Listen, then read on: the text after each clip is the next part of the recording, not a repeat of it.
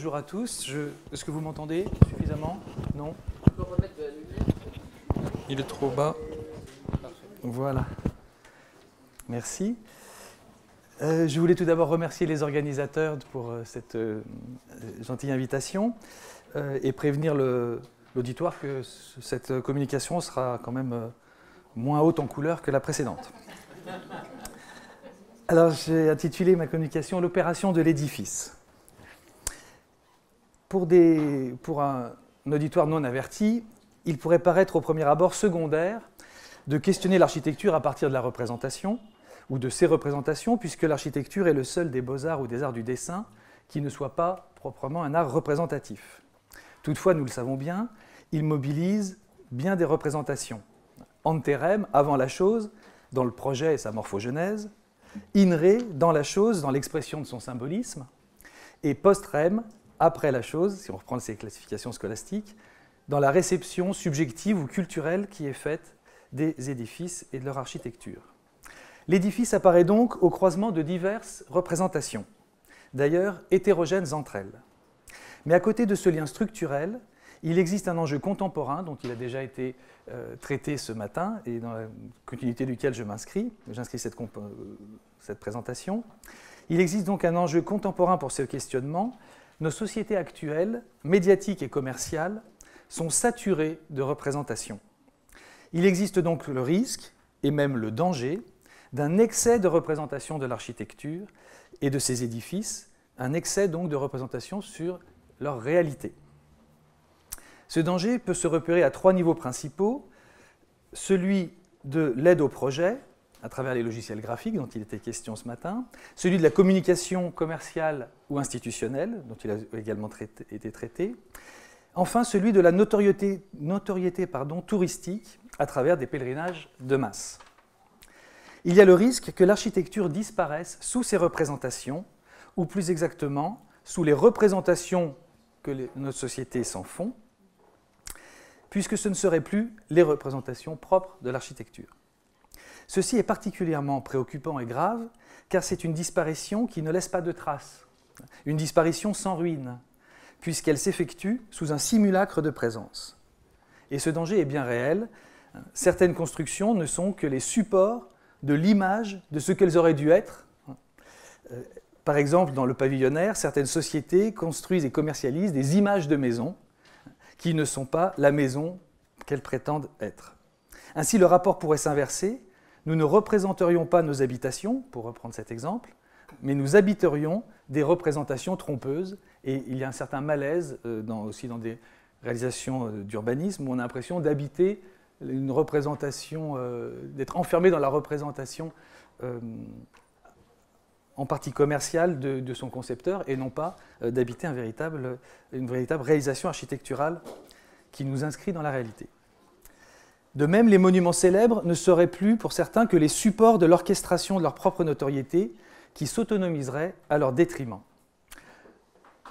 Le mal dénoncé jadis par Platon guetterait donc l'architecture, la substitution du simulacre à la réalité. Et il faudrait opérer sans cesse une conversion architecturale du regard. Le point de vue que je voudrais défendre ici est celui donc de l'excès de l'architecture sur ces représentations en cours, l'affirmation que l'architecture ne peut se dissoudre dans les représentations que nous nous en faisons, ni se réduire à certaines d'entre elles.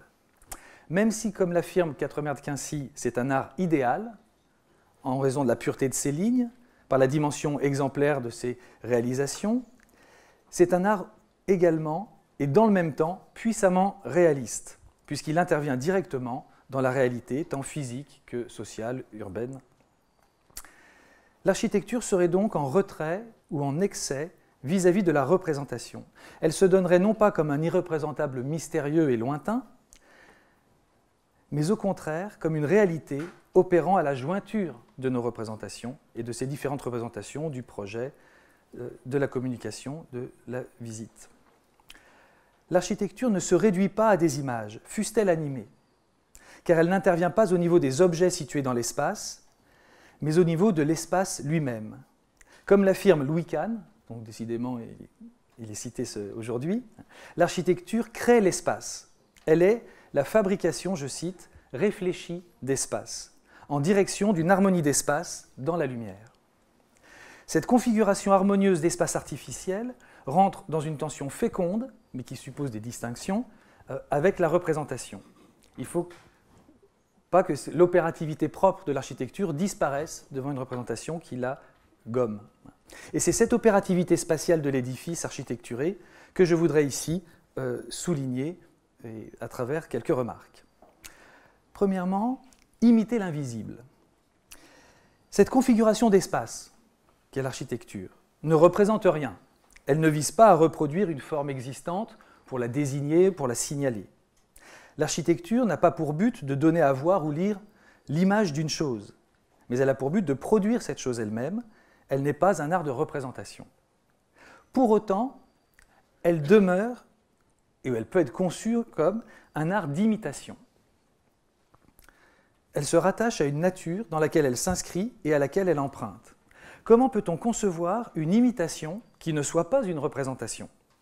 À condition de distinguer avec Quatremer de Quincy, toujours dans son dictionnaire historique de l'architecture, à l'article « imitation », donc à condition de distinguer deux types d'imitation.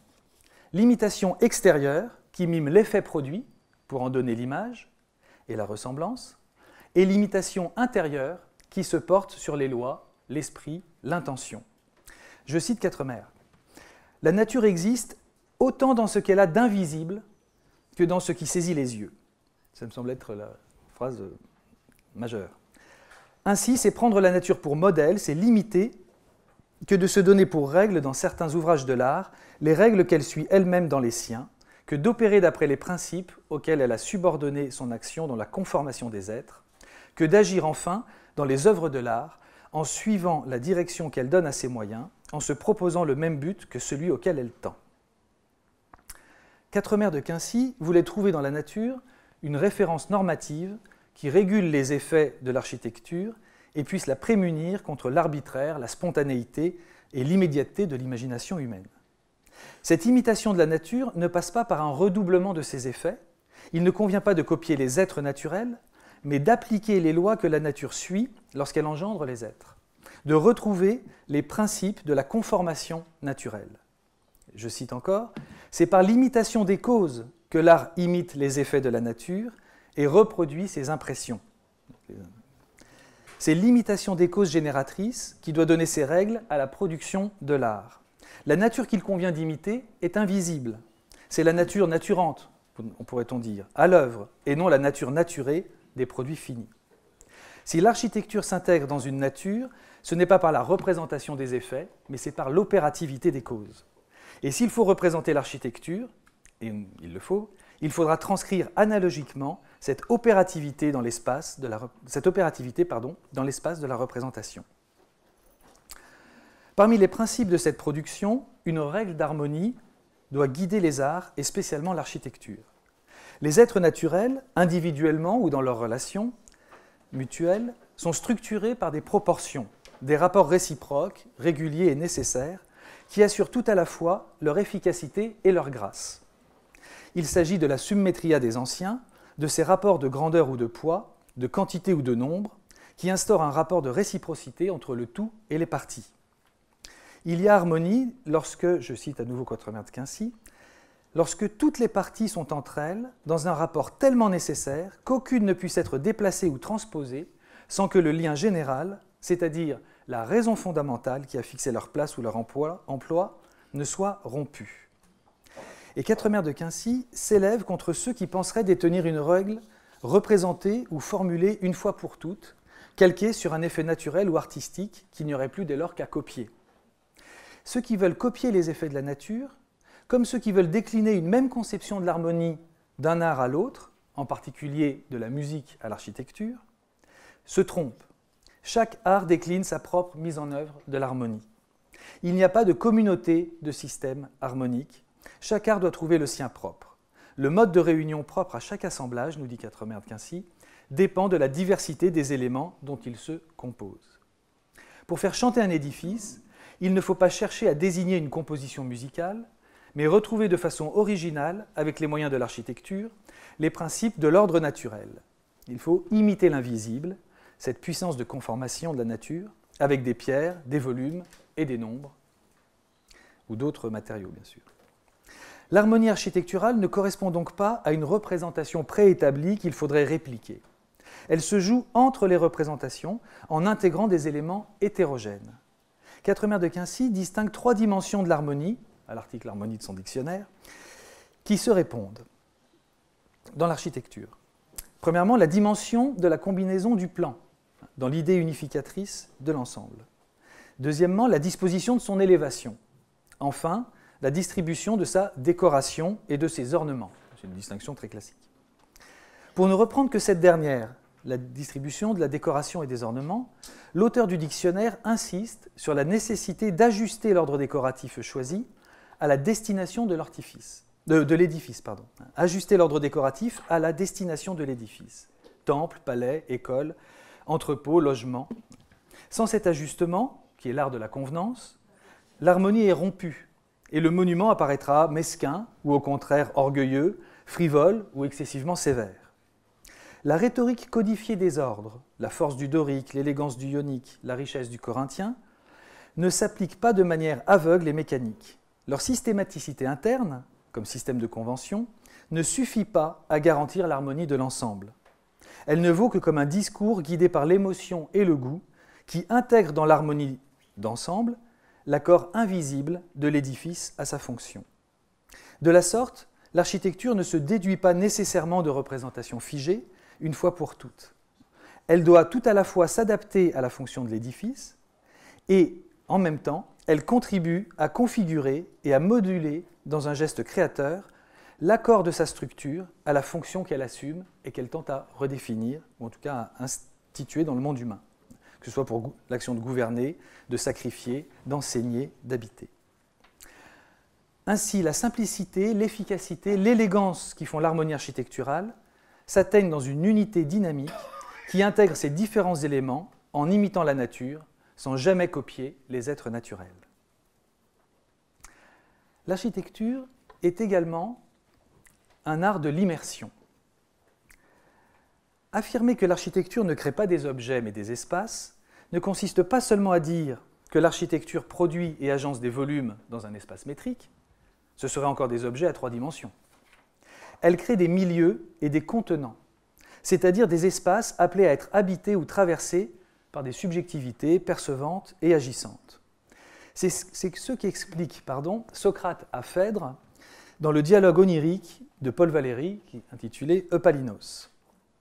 Socrate s'exclame « Une peinture, cher Phèdre, ne couvre qu'une surface, comme un tableau ou un mur, et là, elle feint des objets ou des personnages. La statuaire, mêmement, n'orne jamais qu'une portion de notre vue. Mais un temple, joint à ses abords, ou bien l'intérieur de ce temple, forme pour nous une sorte de grandeur complète dans laquelle nous vivons. Nous sommes, nous nous mouvons, nous vivons alors dans l'œuvre de l'homme. L'édifice englobe, entoure ses usagers. Il les enserre comme un milieu. C'est un lieu de vie et d'activité, et non seulement un objet sous le regard. Ce dernier, le regard, est situé et orienté par l'édifice lui-même, qui lui offre des points de vue, se met en scène, se déroule devant lui, tout en se dérobant à mesure. Il n'est pas possible de voir la totalité d'un édifice. C'est structurellement impossible. Ce dernier est toujours en excès sur nos perceptions. En ce sens, on pourrait dire que toutes les maisons sont hantées. Elles sont hantées par elles-mêmes. Toute la maison se presse derrière la cloison de ma chambre, et j'aurais beau changer de pièce ou sortir dans le couloir, cela n'y changera rien. Comme totalité englobante, l'édifice n'apparaît jamais entièrement. C'est vrai de l'édifice entier, c'est vrai aussi de ses parties. Pour approcher ce mode de présence spécifique, on pourrait utiliser le concept de, je vous prie de pardonner le néologisme, de nobjet, N-O-B-J-E-T, que construit l'anthropologue Thomas Macho et que réutilise Peter Sloterdijk pour sa théorie d'une subjectivation relationnelle et sa critique de psychanalyse, qui ne nous intéresse pas ici, que réutilise Peter Sloterdijk dans le premier tome de sa trilogie Sphère, qui s'intitule Bulle. Ces objets, ce concept, ces objets servent à décrire les premiers contacts du sujet avec la réalité avant toute individualisation psychique. mais nous pouvons peut-être remarquer que ce mode de présence survit aux premières phases de l'existence en voie de l'individualisation et accompagne toute notre existence. Un objet, alors N-O-B-G-I-T, désigne une présence non thétique, qui ne prend pas la forme d'un objet devant un sujet. Cela désigne des co-réalités, je cite Peter Sloterdijk, des co-réalités qui, sur le mode d'une présence non confrontative, planent comme des créatures de proximité devant un soi qui ne leur fait pas face. En quelque sorte, c'est une modalité de présence et d'être qui sont intermédiaires entre le monde global et des objets individués et délimités. Ces objets désignent notamment les êtres latéraux, immersifs, qui nous entourent et nous portent discrètement sans que nous ne les remarquions, comme le liquide placentaire du fœtus, mais aussi les voix, l'air, la lumière, la mollesse d'un matelas. Ainsi, l'édifice ne nous fait pas face, ou pas seulement, et il se dérobe en partie derrière sa façade. L'architecture est donc aussi une poétique des passages et des contenants, la mise en forme d'une immersion savamment préparée. Les formes architecturales ne se donnent pas nécessairement en spectacle, mais climatisent une atmosphère par l'enchaînement, la fluidité ou le contraste des volumes entre eux, par les sentiments de grandeur, de protection, de modestie ou de secret qu'ils confèrent à nos lieux de vie. La hauteur sous plafond se ressent avant de se voir. La configuration des espaces n'est pas qu'une question de métrique autonome, mais aussi de science de l'immersion subjective.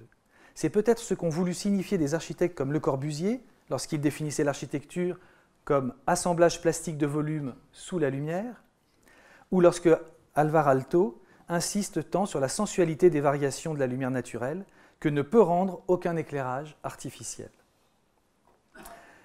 L'édifice, architecture, la lumière elle-même. À cet égard, il me semble que la coupole est une forme architecturale de première importance, et peut-être un idéal, par la conjonction de la dilatation ascensionnelle de l'espace, de la rotondité accueillante de la forme et du voile de lumière apaisant qu'elle propose. Toutefois, il faut faire attention. Cela ne veut pas dire, cette dimension de l'immersion subjective, ne veut pas dire que l'architecture relèverait d'un sensualisme empirique et brouillon. Au contraire, seule une préconception extrêmement rigoureuse de la combinaison de ces effets saura découvrir la forme adéquate qui les intègre dans son unité. La représentation artificielle par le dessin est certainement nécessaire pour approcher et concevoir ces formes, mais une profonde culture du plan et de l'élévation, et de la coupe, est requise pour lire, traduire et deviner le vécu volumétrique dans les figures géométriques.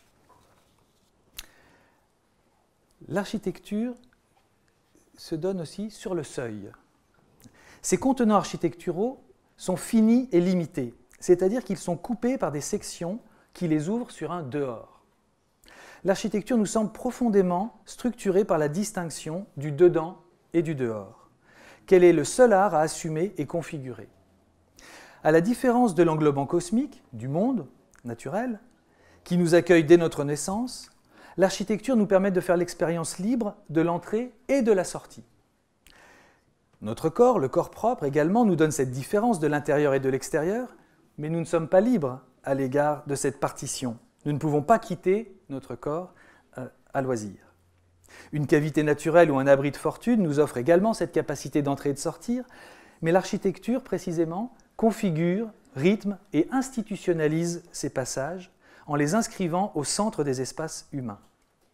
L'expérience apparemment toute simple d'entrer et sortir est permise par l'architecture. À cet égard, elle pourrait se définir comme l'art des entrées et sorties, un art des seuils.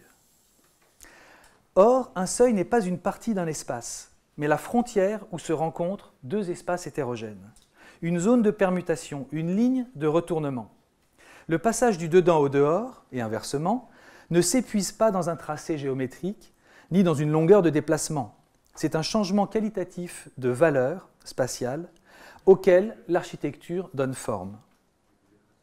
Les portails japonais, les torii de l'architecture japonaise, exemplifient cette vertu spatialisante du seuil en purifiant la fonction territoriale du portail de toute autre fonction architecturale. Vous savez, ce sont ces structures à 4 poteaux avec 2 linteaux recourbés ou plans qui parfois sont posés de façon pure dans un paysage ou dans une baie. ces structures pourraient ressembler à des sculptures déposées dans la nature qu'il faudrait regarder. Elles sont au contraire des lignes de partage qui séparent les espaces sacrés et profanes et délimitent l'intensité de la présence divine. Certains sanctuaires déploient même des galeries constituées par la seule juxtaposition de tels portails, dessinant par là un pur espace de seuil, sans doute pour instituer la transformation et l'initiation au divin. L'opération de l'édifice excède de beaucoup le dessin du bâti, même si elle s'élance à partir de lui. Et l'architecture joue autour de ces seuils, de ces pivots, de ces axes de retournement de l'espace artificiel. L'édifice se retourne comme un gant. Sa surface extérieure de façade se creuse d'une profondeur qui n'est pas la longueur.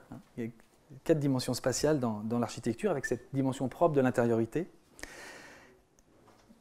La surface extérieure de façade se creuse d'une profondeur d'un intérieur imprévisible.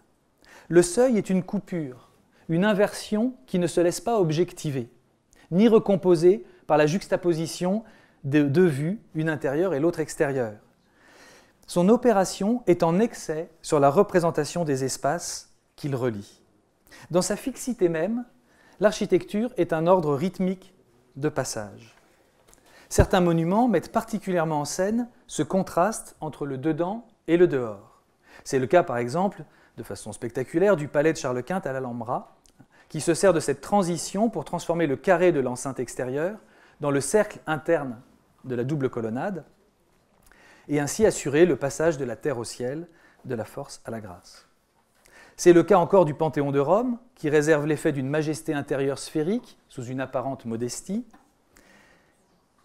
C'est le cas, peut-être encore, et peut-être surtout, du mausolée de l'impératrice Galla Placida à Ravenne, qui marque un contraste saisissant entre l'insignifiance extérieure de l'édifice et l'immensité intérieure suggérée par la décoration des mosaïques. L'effet de ces mosaïques est profondément intégré aux voûtes du mausolée et au retournement vers l'intérieur que permet le franchissement du seuil. Si jamais le déploiement infini de l'intériorité dans une extériorité limitée peut recevoir une signification sensible, eh bien, il se donne à Ravenne. Mais cette opérativité du seuil se prête à d'autres modulations, qui ne dramatisent pas la rupture, mais ménagent au contraire une transition et une dilatation du seuil qui devient un mixte de dedans et de dehors. C'est le cas de la colonnade antique, que commande si bien Hegel dans son Esthétique. À propos de ces colonnades qui entourent le temple grec, il affirme « Dans ces colonnades simples ou doubles qui conduisent immédiatement à l'air libre, nous voyons les hommes circuler librement, à découvert, disséminés, formant çà et là des groupes. Car les colonnes ne forment pas une enceinte fermée, mais des limites que l'on peut transformer en tous sens. » Je pense que j'ai dû me tromper, ça ne doit pas être transformé, mais que l'on peut traverser en tous sens. De sorte que vous êtes à moitié dedans et à moitié dehors, ou du moins, l'on peut partout passer à l'air libre. Ce mixte de dedans et de dehors n'est pas une confusion ou une indistinction ou un manque de forme, c'est au contraire une perfection architecturale qui exprime, selon le philosophe d'ailleurs, une vérité de l'architecture classique, la libre circulation de l'homme dans ses productions et la reconnaissance de soi dans le divin.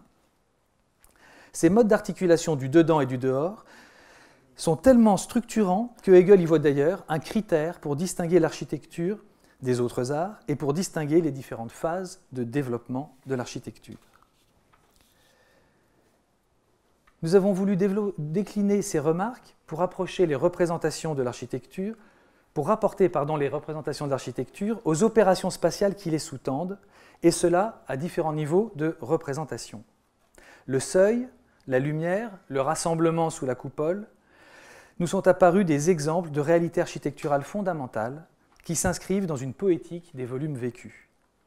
L'architecture serait l'art qui inscrit l'homme en tant qu'homme dans la réalité en configurant des espaces conçus, irréductibles à ces représentations. À ce titre, on peut se demander pour finir, avec une pointe d'inquiétude, quel peut être le regard porté sur l'architecture au sein d'une société spectaculaire qui ne s'anime que par la circulation libidinale de ces représentations. L'effondrement des tours du World Trade Center de 2001 et la récente chute de la flèche de Notre-Dame semblent donner leur objet spéculaire à une angoisse d'effondrement. Ne serait-il pas plus conforme à la destination de l'architecture de prémunir nos regards de ces chutes fascinantes pour les porter sur la solidité discrète et libératrice des assises. Je vous remercie.